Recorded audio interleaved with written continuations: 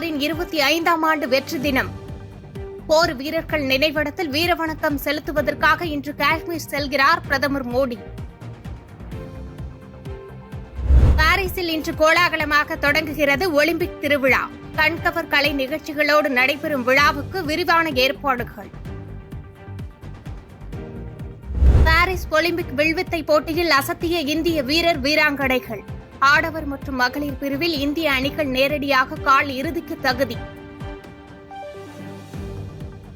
உள்ளாட்சி தேர்தலுக்கு அனைவரும் தயாராக வேண்டும். அதிமுக நிர்வாகிகளுக்கு எடப்பாடி பழனிசாமி அறிவுறுத்தல். கர்நாடகாவில் ஏற்பட்ட நிலச்சரிவில் சிக்கி நாமக்கல் லாரி ஓட்டுநர் சரவணன் உயிரிழந்ததாக தகவல். டிஎன்ஏ பரிசோதனையில் உறுதி செய்யப்பட்டதாக குடும்பத்தினர் தரப்பில் விளக்கம். கர்நாடகாவில் நிலச்சரிவில் சிக்கி உயிரிழந்த தமிழக லாரி ஓட்டுநர்களின் குடும்பத்தினருக்கு தலா 3 லட்சம் ரூபாய் நிவாரணம். முதலமைச்சர் மு.க.ஸ்டாலின் அறிவிப்பு. டெல்லியில் மத்திய நீர்வளத்துறை அமைச்சர் சி.ஆர். பாட்டீலோடு தமிழக அமைச்சர் துரைமுருகன் சந்திப்பு. காவிரி விவகாரம் உள்ளிட்ட பிரச்சினைகள் குறித்து பேசியதாக விளக்கம்.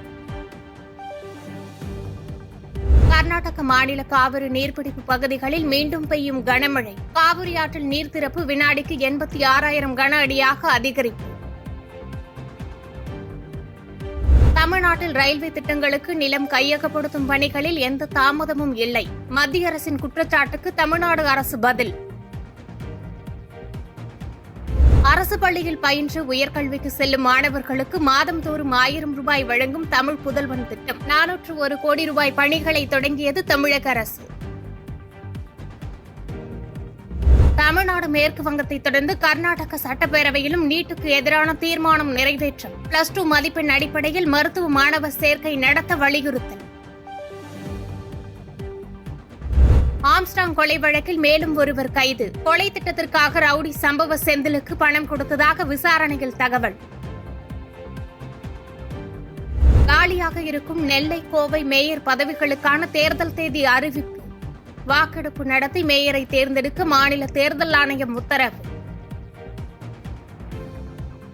நில மோசடி வழக்கில் கைதான அதிமுக முன்னாள் அமைச்சர் எம்.ஆர். விஜயபாஸ்கருக்கு மேலும் ஒரு நாள் போலீஸ் காவல். கரூர் குற்றவியல் நீதிமன்றம் அனுமதி. தருமபுரியில் கருவின் பாலினத்தை சட்டவிரோதமாக கண்டறியும் கும்பல் கைது. காரில் விரட்டி சென்று பிடித்த சுகாதாரத்துறை அதிகாரிகள்.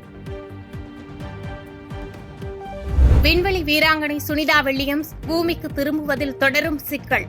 தொழில்நுட்ப கோளாறை சரி செய்ய முடியாமல் திணறும் நாசா. சூடுபிடிக்கும் அமெரிக்க அதிபருக்கான தேர்தல் களம். குடியரசுக் கட்சி வேட்பாளர் டிரம்புடன் செப்டம்பர் 10ஆம் தேதி நேரடி விவாதத்தில் பங்கேற்கப் போவதாக கமலா ஹாரிஸ் அறிவிப்பு.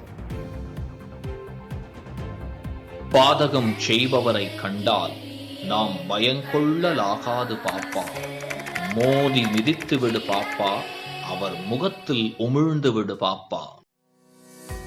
அண்மை செய்திகளை உடனுக்குடன் தெரிந்து கொள்ள இணைந்திருங்கள் இயம்நாடு தொலைக்காட்சியுடன்.